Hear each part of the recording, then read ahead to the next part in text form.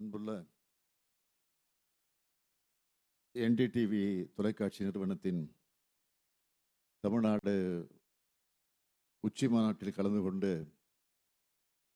சிறப்பித்துக் கொண்டிருக்கக்கூடிய மாண்புமிகு அமைச்சர் பெருமக்கள் திரு சேகர்பாபு அவர்களே, திரு டிஆர்பி ராஜா அவர்களே,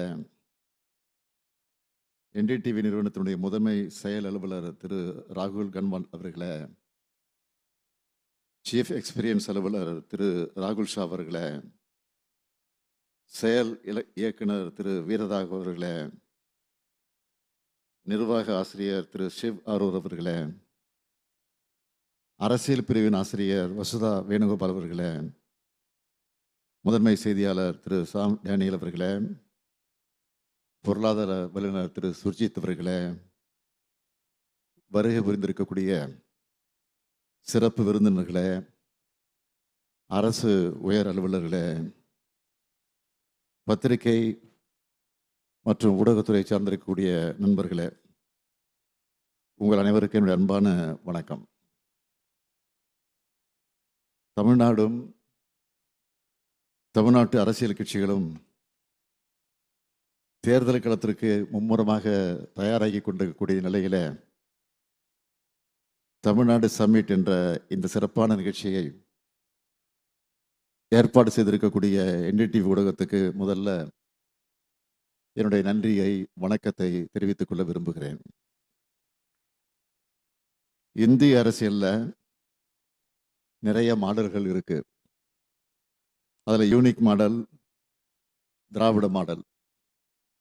இந்தியா முழுக்க பார்க்கப்படுகிற ஆங்கில ஊடகமான நீங்க செய்திகளை சேகரிக்க நாடு முழுக்க பயணம் பண்ணியிருப்பீங்க. உங்களால் தமிழ்நாட்டுக்கும் இந்தியாவோட பிற பகுதிகளுக்கும் இருக்கிற வேறுபாட்டை நிச்சயம் நீங்கள் உணர்ந்திருக்க முடியும். தமிழ்நாட்டை பொறுத்த வரைக்கும் எல்லா மாவட்டங்களும், 2ஆம் நிலை 3ஆம் நிலை நகரங்களும் ஊரக பகுதியில் கூட வளர்ச்சி அடைந்திருக்கு. சிறப்பான உட்கட்டமைப்பு வசதிகளும் போக்குவரத்து வசதியும் இருக்கிற மாநிலம் நம்முடைய தமிழ்நாடு. இந்த மாநிலத்துக்கென பரந்துபட்ட அரசியல் பார்வை இருக்கு.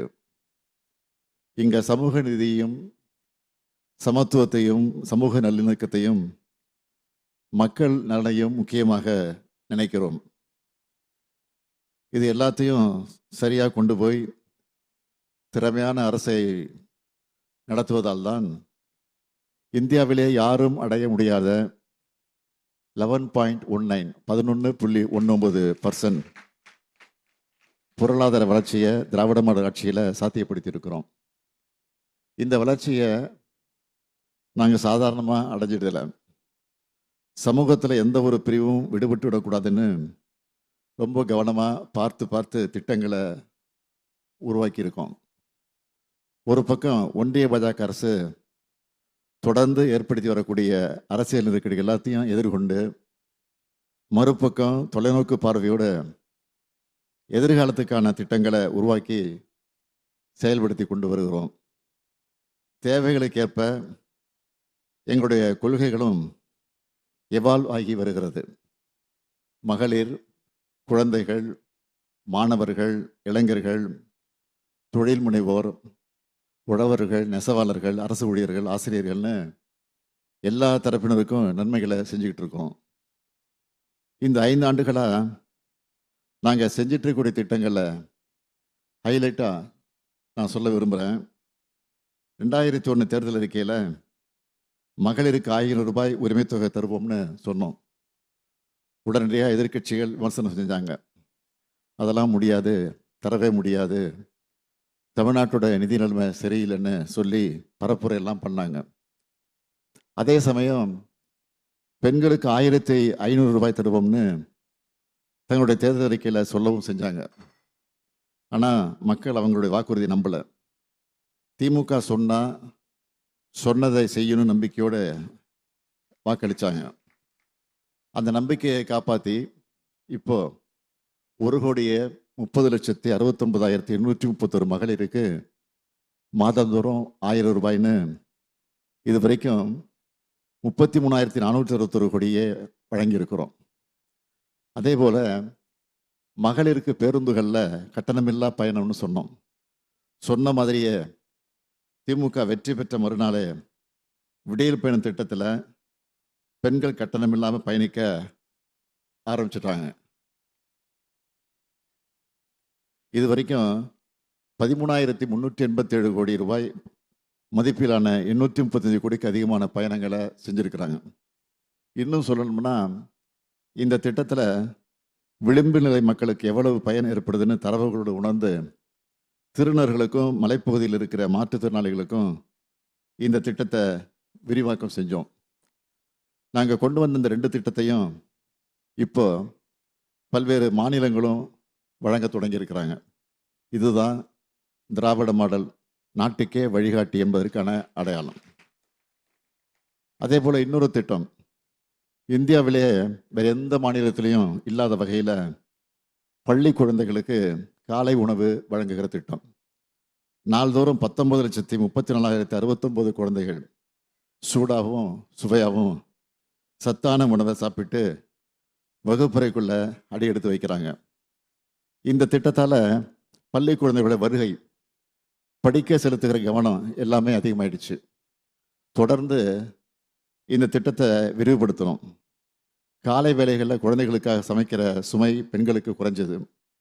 இதோட ரிசல்ட் சமூக முன்னேற்ற குறியீடுகளில் எதிரொலிச்சது. அடுத்து தமிழ்நாட்டை பார்த்து ஒன்றிய அரசு கொண்டு வரப்போகிற திட்டம் அதுதான் நான் முதல்வன் திட்டம். அதே போல் மாணவர்களை டிராப் அவுட்லேருந்து மீட்டெடுத்திருக்க ஒரு திட்டத்தை திட்டணும். அதுதான் 12 லட்சம் மாணவ மாணவியருக்கு மாதந்தோறும் 1000 ரூபாய் வழங்குகிற புதுமை பெண் மற்றும் தமிழ் புதல்வன் திட்டம். அடுத்து 2.5 கோடிக்கு அதிகமான மக்கள் பயன்பெறக்கூடிய வகையில் மக்களை தேடி மருத்துவம் திட்டம். அதேபோல் விபத்து ஏற்பட்ட முதல் 48 மணி நேரத்தில் ட்ரீட்மெண்ட்டுக்கான செலவை அரசை ஏற்றுக்கிற இன்னுயிர் காப்போம், நம்மை காக்கும் 48. இப்படி இன்னும் நிறைய திட்டங்கள் இருக்குது. நான் இப்போதைக்கு பேர்களை மட்டும் சொல்கிறேன். இல்லம் தேடி கல்வி, எண்ணும் எழுத்தும், இதயம் காப்போம், பாதம் காப்போம், ஊட்டச்சத்தை உறுதி செய், அண்ணல் அம்பேத்கர் தொழில் முன்னோடிகள் திட்டம், கலைஞர் கனவு இல்லம், கலைஞர் கைவினை திட்டம், வடசென்னை வளர்ச்சி திட்டம், தோழி விடுதி, ஸ்டார்ட் அப் தமிழ்நாடு, மண்ணுயிர் காத்து மண்ணுயிர் காப்போம், பேராசிரியர் அன்பழகனார் பள்ளி மேம்பாட்டு திட்டம், பெருந்தலைவர் காமராஜர் கல்லூரி மேம்பாட்டு திட்டம், அண்ணல் அம்பேத்கர் அயலக உயர்கல்வி உதவித்தொகை திட்டம், வேர்களை தேடி, தாய் மாணவர், அன்பு கரங்கள்னு வரிசையாக ஏராளமான திட்டங்கள் இருக்குது. மக்கள் நல திட்டங்களுக்கு அடுத்து உட்கட்டமைப்பை எடுத்துக்கிட்டால் மதுரையில் கலைஞர் நூற்றாண்டு நூலகம், கிண்டி கலைஞர் நூற்றாண்டு உயர் சிறப்பு மருத்துவமனை, கிளாம்பாக்கம் கலைஞர் நூற்றாண்டு பேருந்து முனையம், திருச்சி பஞ்சப்பூரில் கலைஞர் ஒருங்கிணைந்த பேருந்து முனையம், கீழடி அருங்காட்சியகம், பொருணை அருங்காட்சியகம், கோவை ஜிடி நாயுடு பாலம், மதுரை வீரமங்கை வேலுநாச்சியார் மேம்பாலம் உள்ளிட்ட ஏராளமான உட்கட்டமைப்பு திட்டங்களையும் உருவாக்கி இருக்கிறோம். இதையெல்லாம் மேடைகள் தோறும் நான் சொல்லிக்கிட்டு இருக்கிறேன். இந்த திட்டங்கள் உருவான கதைகளையும் இவற்றோட வெற்றி கதைகளையும் உங்களை மாதிரியான ஊடகங்கள் மக்கள்கிட்ட கொண்டு போய் சேர்க்கணும். இந்த திட்டங்கள் எல்லாம் உங்களால் நாட்டோட பிற பகுதிகளுக்கு சென்றடைந்து மக்கள் பயனடைந்தால் அதுதான் எனக்கு மகிழ்ச்சி. நான் அடிக்கடி சொல்வேன், இந்திய துணைக்கண்டத்தோட வரலாறு தமிழ்நாட்டில் இருந்து தான் எழுதப்படணும்னு. அதே போல் வளர்ச்சியும் தெற்கில் தமிழ்நாட்டை தொடங்கி தான் எழுதப்படணும். இந்த க்ரோத் ஹிஸ்ட்ரியை தாங்கிக்க முடியாதவங்க வாட்ஸ்அப் யூனிவர்சிட்டியில் பொய்களையெல்லாம் பரப்பிட்டு இருக்கிறாங்க. எங்களை பற்றி அவங்க சொல்கிற குற்றச்சாட்டுகள் எல்லாமே பழைய ஸ்கிரிப்ட் தான். அதில் முதல் குற்றச்சாட்டு அரசியல் வாரிசு. இதற்கு நான் ஏற்கனவே பதில் சொல்லிட்டேன். யார் வேண்டுமானாலும் அரசியலுக்கு வரலாம், ஆனால் யார் வந்தாலும் அவங்கள மக்களுக்கு முன்னாடி நின்று அவங்க நம்பிக்கையை பெற்று ஓட்டு வாங்கினா மட்டும்தான் வெற்றி பெற முடியும். எனவே இது எங்களை களத்தில் எதிர்க்க முடியாத வைக்கிற இத்துப்போன குற்றச்சாட்டு. அடுத்து சொல்கிறது என்ன? ஊழல். இது வரைக்கும் எங்கள் மேலே வச்ச குற்றச்சாட்டுகளை யாராவது ஆதாரத்தோடு நிரூபிச்சிருக்கிறாங்களா? கற்பனை குற்றச்சாட்டுகளை சொல்லி எங்கள் மேலே பழி சுமத்திக்கிட்டே இருக்காங்க. நான் பாஜக கிட்ட கேட்கறது என்ன என்றால், உங்கள் கூட இருக்கக்கூடிய எல்லோருமே ஊழல்வாதிகள் தான். அதுலேயும் உச்சநீதிமன்றம் வரைக்கும் போய் ஊழல் வழக்கில் தண்டிக்கப்பட்டவங்க தான் அதிமுக. நீங்கள் கூட்டணியில் இல்லாத சமயத்தில் அவங்க மேலே எத்தனை குற்றச்சாட்டுகள் சொன்னீங்க? இப்போ உங்கள் வாஷிங் மிஷினில் அவங்களெல்லாம் வெளுத்துட்டீங்களா? இதுதான் என்னுடைய கேள்வி. அடுத்து இந்து விரோத கட்சின்னு பேசுவாங்க. ஆனால் உண்மை என்ன? இந்தியாவிலேயே பாஜக ஆளுகிற மாநிலங்கள் கூட இல்லாத அளவுக்கு நாங்கள் ஆட்சி அமைச்சு இந்த 730 நாட்களில் 1730 நாட்களில் 4000 கோயில்களுக்கு குடமுழுக்கு பண்ணியிருக்கிறோம். உண்மையான பக்தர்கள் மகிழ்ச்சி அடைகிறாங்க. இப்படி பாஜக வச்ச குற்றச்சாட்டுகளுக்கெல்லாம் நான் ஆதாரத்தோடு பதில் சொல்லிவிட்டேன். ஆனால் அவங்களோ நான் கேட்குற எந்த கேள்விகளுக்கும் பதில் சொல்லலை. இப்போது உங்கள் முன்னாடியும் கேட்குறேன், இந்தி திணிப்பை ஏற்காததால் கொடுக்காமல் இருக்கக்கூடிய கல்வி நிதி எப்போ வரும்? பாஜக மாநிலங்களுக்கு வாரி வழங்கிவிட்டு இயற்கை பேரிடர்களுக்காக நாங்கள் கேட்ட நிவாரணத்தை கூட முறையாக தரலையே ஏன்? கோவை மற்றும் மதுரை மெட்ரோ திட்டங்களுக்கு எப்போ அனுமதி வரும்? கீழடி அறிக்கை எப்போ வெளியே வரும்? இப்படி ஏராளமான கேள்விகள் இருக்குது. இது எதுக்குமே அவங்க கிட்ட இருந்து பதில் வராது. ஏன்னா இது எல்லாமே பாஜக தமிழ்நாட்டுக்கு செஞ்சுட்டு இருக்கக்கூடிய துரோக லிஸ்ட். இது அவங்க ஒவ்வொரு முறை இங்கே வரும்போது அந்த லிஸ்ட்டு பெருசாகிட்டே போகுது. நாங்கள் எதுக்காகவும் இவ்வளோவையும் பேசுகிறோம்னா, நம்முடைய இந்திய நாடு ஒற்றுமையாக வலிமையாக இருக்கணும்னு தான் இவ்வளவையும் சொல்கிறோம். நாங்கள் நாட்டோட யூனிட்டுக்காக போராடுறோம். பாஜகவோ ஃபார்மாலிட்டி பேசி பாசிச அரசியல் செஞ்சுக்கிட்டு இருக்கு. மாநிலங்கள் தான் நாட்டினோட அடித்தளம். இந்தியா என்பது யூனியன் ஆஃப் ஸ்டேட்ஸ். இதை பாஜக உணர்ந்து செயல்படணும்னு தான் ஒன்றிய அரசுன்னு நினைவுபடுத்திக்கிட்டே இருக்கிறோம். அரசியலமைப்பு சட்டத்தையும் இந்த நாட்டில் வாழ்கிற மக்களை காப்பாற்றுறது தான் உண்மையான நாட்டுப்பற்றுன்னு நாங்கள் அழுத்தமாக சொல்கிறோம். என்டிஏ என்கிற பேரில் தமிழ்நாட்டில் பாஜக உருவாக்கி இருக்கக்கூடிய கூட்டணிக்கு எந்த கொள்கையும் கிடையாது. அது முழுக்க முழுக்க கட்டாயத்தாலையும் ஒரு சிலரின் சுயநலத்துக்காக கூடியுள்ள துரோக கூட்டணி அது. நான் கேட்குறேன், நீட் தேர்வு விலக்கு பற்றி அக்கறையோடு கேட்டு இருக்கக்கூடிய எதிர்க்கட்சியினர் அவங்களோட கூட்டணிக்கு தலைமை தாங்குகிற பாஜக கிட்ட அதை வலியுறுத்த ஏன் தயங்குறாங்க, அஞ்சி நடுங்கிறாங்க? தமிழ்நாட்டு மேலே பாஜக வலுக்கட்டமாக திணிச்சிருக்கிற திட்டங்களை பற்றி குரல் எழுப்ப திராணி இல்லாமல் இருக்கிறவங்க நெஞ்சு நிமித்தி எப்படி மக்களுக்காக கேள்வி எழுப்புவாங்க? தமிழ்நாட்டோட தன்மானத்தை காக்க எப்படி தலை நிமிர்ந்து பேசுவாங்க? அதனால தான் நடக்க போகிற தேர்தல் தமிழ்நாடு வெர்சஸ் என்டிஏன்னு அழுத்த நிறுத்தமாக நான் சொல்லிட்டு இருக்கிறேன்.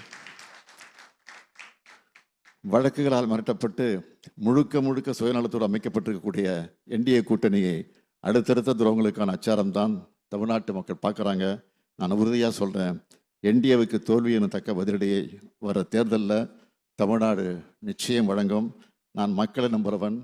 எங்கள் அண்ணா சொன்ன மாதிரி மக்கள் கூடவே வாழுறவன். இன்னும் பல திட்டங்களை உருவாக்கி இந்தியாவில் தமிழ்நாடு தான் நம்பர் 1 மாநிலம்னு தொடர்ந்து பெருமையோடு சொல்ல நான் உழைப்பேன். அதுக்காகத்தான் உங்கள் கனவை சொல்லுங்கன்னு தமிழ்நாட்டு மக்கள் எல்லோரும் குரலையும் கேட்க தொடங்கி இருக்கிறோம். இந்த நிகழ்ச்சியிலையும் எதிர்க்கட்சிகளை சேர்ந்த பலரும் பேச இருக்கிறாங்க. அவங்களோட கருத்துக்களை நான் நிச்சயமாக முழுமையாக கேட்பேன். அதில் அவதூறுகளை புறந்தள்ளிவிட்டு ஆக்கப்பூர்வமான கவனத்தில் எடுத்துக்கிட்டு திராவிட மாடல் 2.0 அரசு அமைய நிச்சயம் பாடுபடுவேன் என்ற உறுதியை இந்த நிகழ்ச்சி மூலமாக நான் தெரிவிச்சுக்க விரும்புகிறேன். இந்த தமிழ்நாடு சமிட் வெற்றியடைய மீண்டும் ஒரு முறை என்னுடைய வாழ்த்துக்களை சொல்லி விடைபெறுகிறேன். நன்றி, வணக்கம். Thank you for that.